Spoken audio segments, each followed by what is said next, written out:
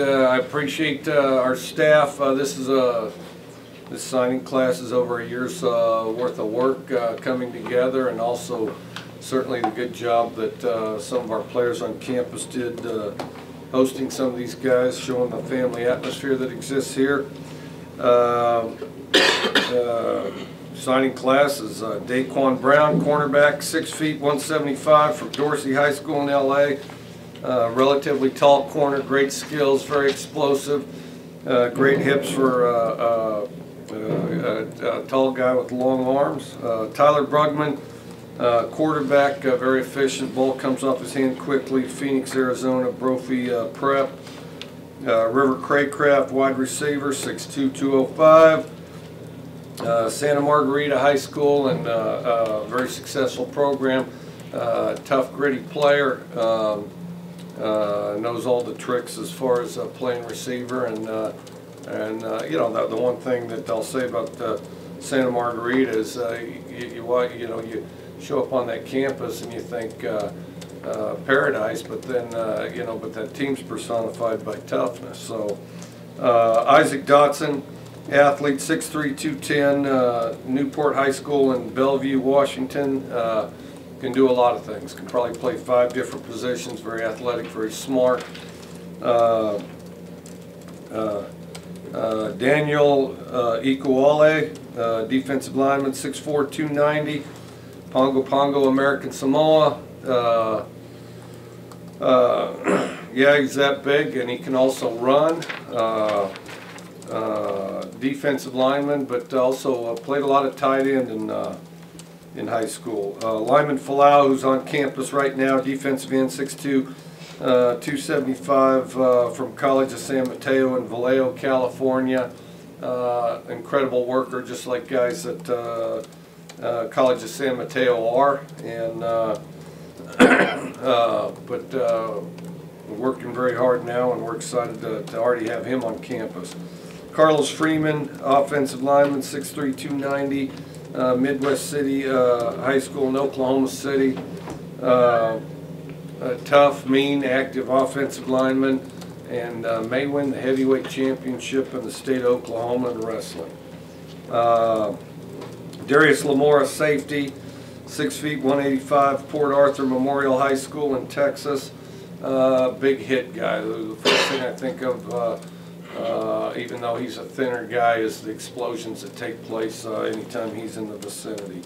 Paulo Lapua, defensive lineman, 6'3", 265, Harbor City, California, Narbonne High School. Big physical defensive lineman, and not only that, but uncanny ability to make a lot of plays. Robert Lewis, wide receiver, 5'10", 160, from Southeast High School in LA. Robert might be the fastest player on the team now. He's on campus right now going through the off season and is very quick. Cole Madison, tight end, 6'6", 270, maybe bigger than that. He's bigger every time I've seen. From Burien, Washington, Kennedy High School, and just a big body that's really well coordinated. Vince Melee, wide receiver, 6'3", 220, Sierra College in California. A lot of accolades, but a big, strong, physical receiver. Catches the ball, runs with the ball, also just pancakes guys when he blocks them. Ivan McLennan, linebacker, 6'3", 220, El Camino College in California. Extremely fast outside linebacker. He's on campus now also. One of the most explosive players by position on the roster here. Matt Meyer, offensive lineman, 6'6", 290, Linden High School, Linden, Washington. Also was MVP of a basketball tournament for his basketball team when they went down in California and played. Great feet, physical, and was a great offensive lineman. Jamal Morrow, running back, 5'8", 180, Heritage High School in Los Angeles. Good good shifty running back, also physical, great center of gravity. Peyton Pallure, linebacker, 6'2", 225, Sammamish, Washington, Skyline High School. Physical, great instincts, great head for the game. Of course, his relatives all played football too, his dads, uncles, grandfathers, everybody else, and so he comes by it naturally, and he's going to be another one of the Pallures that goes out and stars in football, and most of them were here at Washington State. B.J. Salmonson on campus now, 6'5", 285, Everson, Washington, Nooksack High School, you know how it goes. Big physical offensive lineman going through off season right now. It's Nooksack Valley High School. I'm going to teach my kids to say it first, and then I'm going to, if I hear it enough, I can practice. Okay, Jacob Sadell, offensive lineman, 6'6", 285, Riverside Community College. Long arms, physical, great pass protector. He's on campus now as well. Riley Sorensen, offensive lineman, 6'5", 320, Santa Margarita High School in Orange County, California. Played on the same team as River Craycraft, and of those, and they had a huge physical offensive line. He was the biggest one. Gerald Sterling, defensive lineman, 6'4", 275, Aliceville, Alabama. One of those just country strong guys that's not afraid of anything and moves around anything he hits. Emmett Sua, 6'4", 250, Pongo, American Samoa, defensive lineman. Besides his height, real quick guy. Charleston White can do a variety of things, DB, wide receiver, taller corner, from Paladuro High School in Amarillo, Texas. Gerard Wicks, running back. I think he's taller than 5'10" now. He's probably 5'11", 6 feet, 195 from Long Beach Poly High School, who's still growing as we speak and really explosive right now. All right, any questions? Coach, can you talk about the differences, recruiting, being here for a year already, and versus coming in last time and getting that first class under your belt? Well, typically classes are about a year and a half in the making, and we had a little over a year on this one, which I think was key. And of course, I thought our staff did a tremendous job, and we got quality guys. I mean, they're good in the classroom for the most part, as well as they, fit our needs. We needed offensive linemen and defensive linemen. I thought we did a good job of doing that. And with the defensive linemen, we wanted to get some speed, and I thought that turned out for us also. It says that Robert Lewis is listed as receiver, but number 10 running back prospect. What position do you see him playing here at Washington State? He could play, well, he returns kicks, returns punts. He's played safety, which I don't think he's necessarily a safety, but certainly would have the ability to play in the secondary. He could play slot receiver, he could play running back. We just got to get him in shape and put a little bit of weight on him and see where's the best place for him. But he's played running back more than anything, but it does look like a classical slot receiver, kind of a Deshaun Jackson built guy, but really quick, really fast. Sound like Mike, there was a little hesitation maybe on Brugman's part. Did Arizona State come after him after that one kid went to Tennessee? I don't know what Arizona State did. All I know is at midnight I got a lasagna recipe from Mrs. Brugman, which is among that I can personally vouch for. It's one of the best that I've ever had. And last day. Yeah, at around midnight, and then of course Tyler.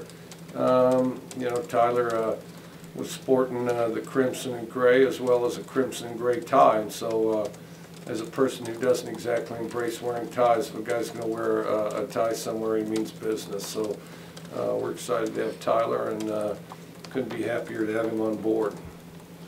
What did you see from him that made you want to go after him? Well, first of all, he's a real self-starter guy. He's a really intelligent guy. Might have the highest GPA and test score combination on the team. I'm not sure because we do have some high ones. Then just really his leadership quality, the way he commanded his team, and then the ball comes off his hand quickly. And just, yeah, he liked the way the most important thing the quarterback does is command an offense, and I think he does a good job of it. Did he help you recruit other guys? I think just by the fact that he's on our, on our roster and things like that, I think it helps. Just because, Tyler's a guy that anybody'd be excited to play with. I think that he's kind of a presence guy, and he's one of the guys that committed to us early. I mean, what impact it had as far as him being one of our commitments, it's hard for me to gauge. You said you got that lasagna recipe from Mrs. Brugman. You made a lot of official visits to different houses and different homes throughout the recruiting process. Was there a family that made you the best meal? It'd be hers. Yep, it sure would. And that's, I'll tell you this, and it's impressive because we had some great ones. We had some great ones. Volume, quality, I thought was impressive, and had some great ones over the years. But hers is one of the top ones ever, and I only get to go to the house once, but our staff was able to go, various members, 6 times, and so that was reinforced each time. I know Marcellus Pippins isn't on this list, but I've heard that he is committed here. What can you say about what he brings to the table? Really nothing, because he's not on the list. You know what I mean? Recruiting in Samoa, can you talk about challenges that presents? How often do they actually get to go over? Is he just checking film? How does that whole process work? Kind of a combination of everything. Look at film. There's some contacts, around Washington, certainly with the Samoan Islands, and then a lot of phone work. A lot of phone work, and a lot of various relatives that are familiar with what we're doing here, things like that. And so, film can be an adventure, but I'll tell you, when you get it, it's impressive. I mean, if you see a guy doing something out there, there's even DBs are pretty big people, so the big guys are even bigger sometimes. Does the staff actually get to make a trip over there, or are you just pretty much relying on film and phone and that sort of thing? I'm kind of waiting for my trip over there. Film, phone, and then, yeah, there's some trips over there, but I haven't. Mike, do you guys expect to sign anybody else? Don't know. We're pretty well full. Yeah, this with the new rule, I think it's going to be kind of an adventure. It's going to be kind of a scramble. So, but we're fortunate to pretty well have our entire class. How do you feel this class addresses some of the things you've identified that you want on both sides of the line? I think it did good. I mean, I think, well, you figure, we needed a cornerback, Daquan Brown. Well, we got a tall, quick guy. Then as far as D linemen, we got the inside guy with Daniel Ikuale, and then Lyman Falau, who's 3 to play 2 and is on campus right now, and then Paulo Lapua, who I think can go inside or outside, but just a real physical, versatile guy. And then I'm missing one here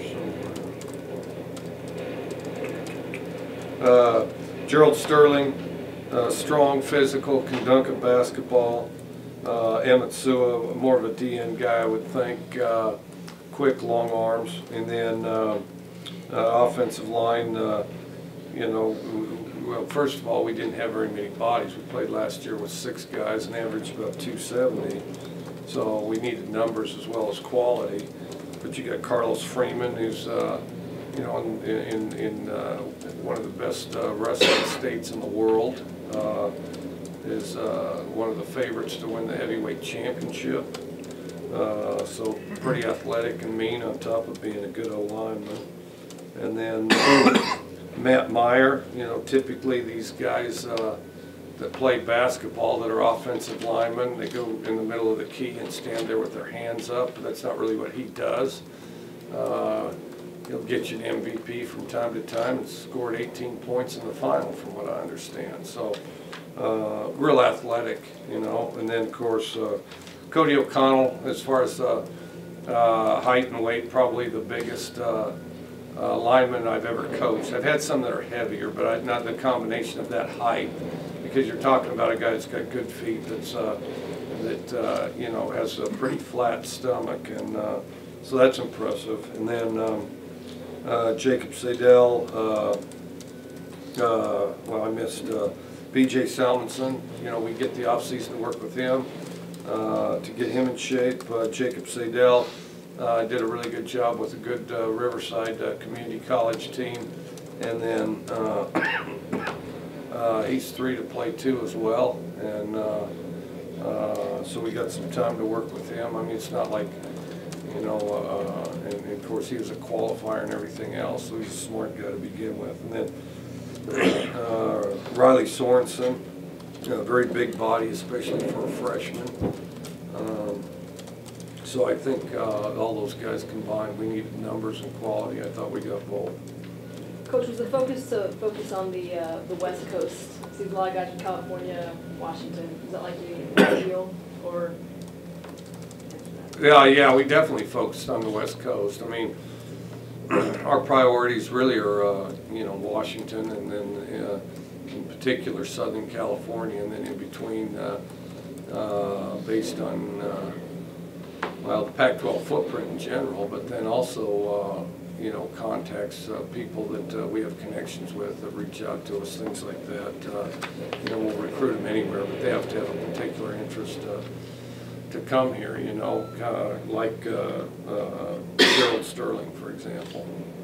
Coach, we talked a little bit about your budget, and obviously bringing student athletes to Pullman, it's a little bit, you know, in the middle of nowhere for some people. What kind of challenges does that present with the recruiting budget, and how does that stack up to other Pac-12 universities? I have no idea. No. I mean, we didn't have trouble getting anywhere or getting anybody up here, so it worked out so far so good. Is there a guy in particular you can envision coming in and playing right away? You know, it's always tough to predict. It's the guys that adjust the quickest. You know, I think the guys that don't make too much out of it and can get their abilities on the field quickly without too much anxiety as far as, you know, adjusting to college, and then just go out there and do the best you can, and, you know, just don't get too high or too low. Just be consistent and keep battling away. So I think some will. I mean, we played 15 freshmen last year, and I'm sure some of the class this year is going to contribute. You got Cole Madison listed as a tight end. Do you think he'll wind up playing there, or can he play on the line as well? I think Cole could play tight end. He could play D-line, and he could play O-line. We're going to see what happens. Cole's kind of a moving target, because last time I saw him, he was about 25 pounds or 20 pounds heavier than the time I saw him before. So we'll see. Might be taller too. It looks like Vince Mayo, one of the top 5 junior college wide receiver prospects. I was just wondering, maybe what former receivers have you had that maybe he's similar to? He's big and physical, like Crabtree is, kind of. I mean, if you look at him, he's sort of he's built a lot like Michael Crabtree. You know, of course, you know, he's got his own style and his own thing, but he's big hands, sees the field well. He's one of those guys that, you know, if somebody hits him, he can shake people off of them. A great worker. I mean, really committed to football. And the thing, I mean, obviously, is catching the ball and running through people is incredibly impressive. But just when you see the pride he takes in blocking, I mean, he'll just run people right off the screen if he doesn't put them on their back first. He hasn't been playing receiver for all that long, right? I played quite a bit this last year. Played basketball originally. Went and played JC basketball.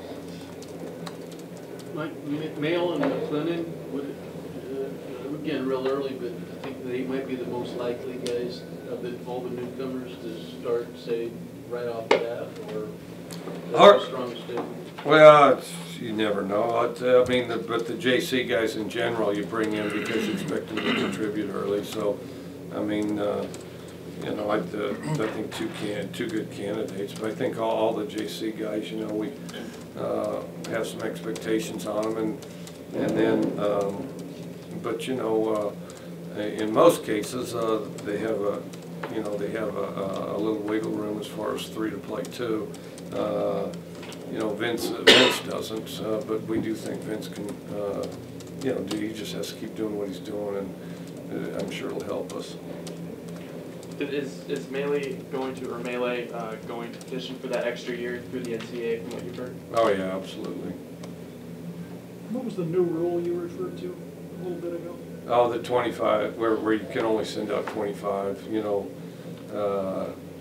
You know, it kind of works both ways. You can only send out 25, so, you know, it's, I mean, there's no oversigning, which on a certain level limits some opportunities for guys, but it is what it is, so. With the Brugman thing, did it reach a point this morning where it was a little bit tenuous in your mind, or? Tyler's been solid from the beginning. You know, high integrity kid that, you know, a person of his word. So, no, I think, you know, shoot, if I was still up, I could have been eating lasagna while I got his papers off the facts. But it didn't quite work out that way because I eat them at night rather than in the morning. But you can't fry it up in the morning, from what I understand. So, with things sort of happening minute by minute down there, how are you able to track that up here? I mean, well, they're kind of flying in pretty quick. You know, you get these papers in pretty quick, and so you're getting papers and talking to guys on the phone. And no, I mean with the Brugman thing in particular, just with well, we were kind of tending to all of them. So then, between when his came in, I mean, his came in a little later, but you know, we're still waiting on. We were at that point. We were waiting on the Samoan ones to come in, and then you know, they kind of come in, and it's not like it's a pretty active period, and so you address the ones that are in, and then along came Tyler's, you know. Mike, the Scout.com said Tyler started approaching the podium and then went back with his parents and his coach before coming out again. Did he or has anyone told you that Arizona State came after him after the guy went to Tennessee? I haven't heard that, but I wouldn't. Of course, I wasn't at the podium either. I didn't get to watch the show, you know. So, yeah, I don't know. I don't know what. I have no idea what Arizona State did. Coach, former WSU coach Mike Price said a couple weeks ago that as he was going on his recruiting trips, he could tell just by the cars in the driveway whether or not he had a shot at a kid. If they had a truck in their driveway, they had a better shot. If it was a BMW, they probably wouldn't want to come to WSU. Did you encounter a similar circumstance throughout your official visits, or find any patterns like that?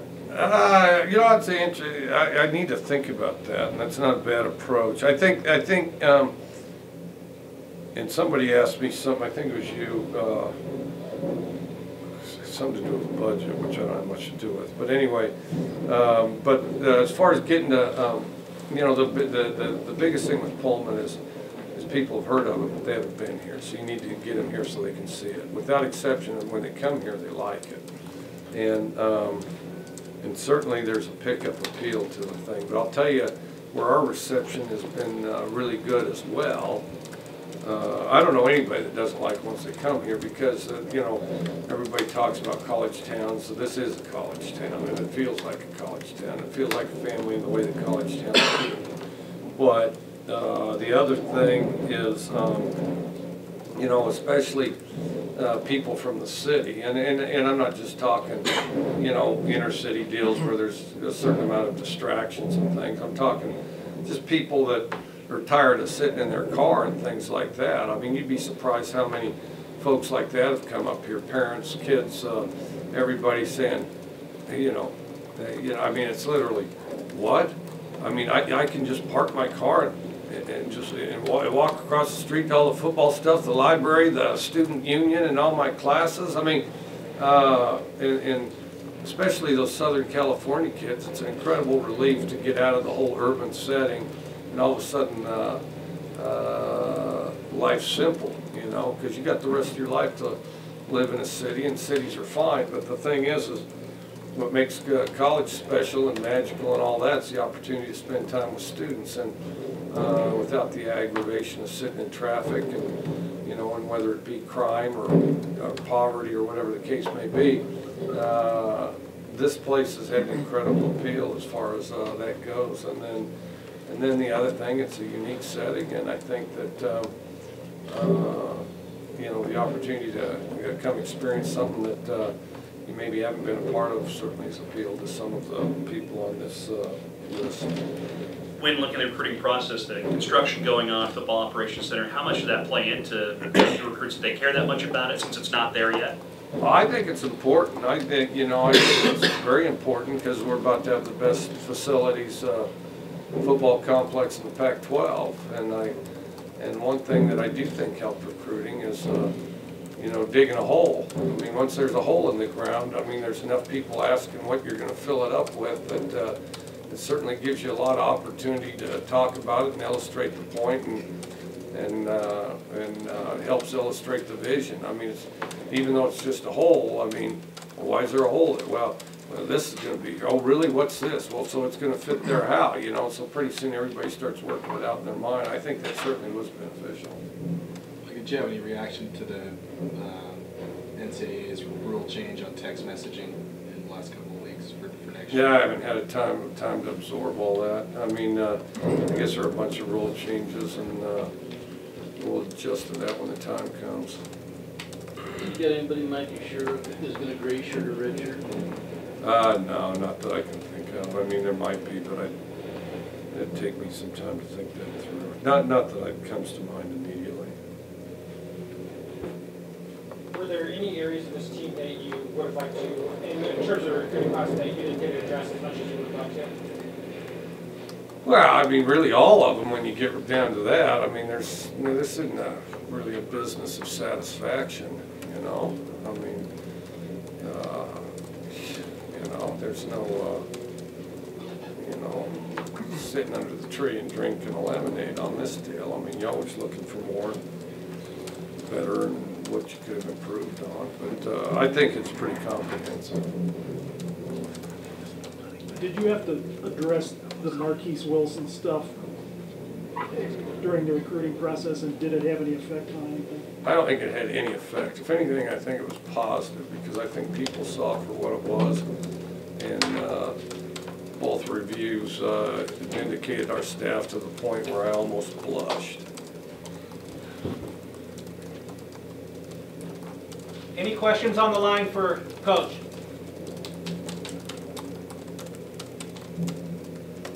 Yes, ma'am. Go on. Anything else for Coach? Mike, I don't know if you can comment on him unless he signed with somebody else. Is it Thompson kid, the running back? Can't. Did he sign with anybody else? You know, I would if I could. I can't, so I won't, you know. You can say that. Yeah. Mike, there was a report a couple of weeks back out of Dallas that a high school coach there said you guys aren't welcome there because of an offer that was pulled or whatever. Is that just kind of a casualty that happens every once in a while? Well, I mean, it certainly does. I mean, there was a running back at that school that I can't remember where he ended up, but you know, I think that pretty well speaks for anything he might have to say. Any update, where are we on the new assistant coach?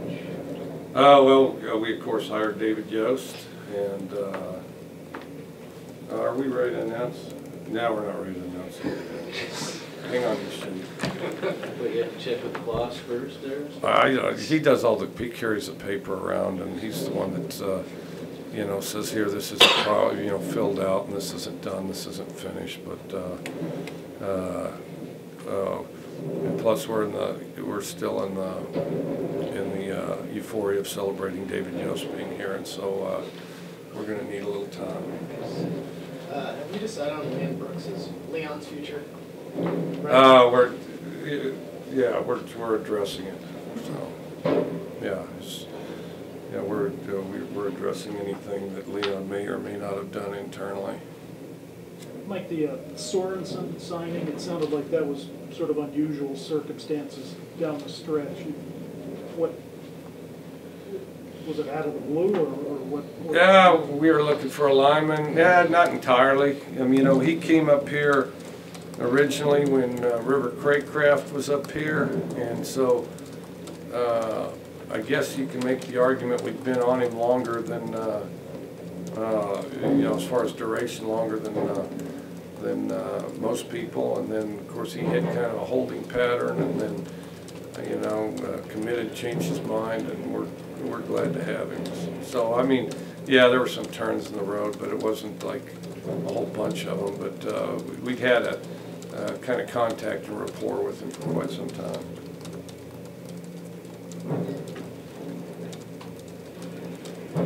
Overall, real happy, semi-happy? How do you feel about the class in general? Real happy doesn't exist.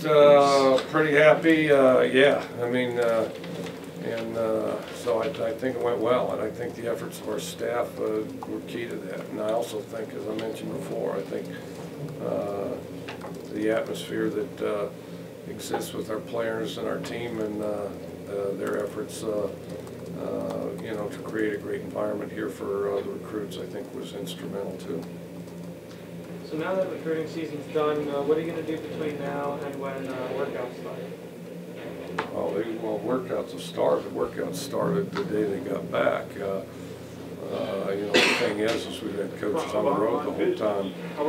The biggest thing we're going to do is, you know, get around our players and basically, you know, continue to inspire the off season, because everybody's been on the road for a month. You know, that's the one thing. I don't have an answer for it, but you know, you come back in January and no coaches are around other than the strength staff because everybody's out recruiting, and so you know, this is the time of year where you kind of reattach with the team and reinforce kind of what needs to be accomplished and that type of thing. But you know, and with rare exception, we're doing well academically, so I think that's been key.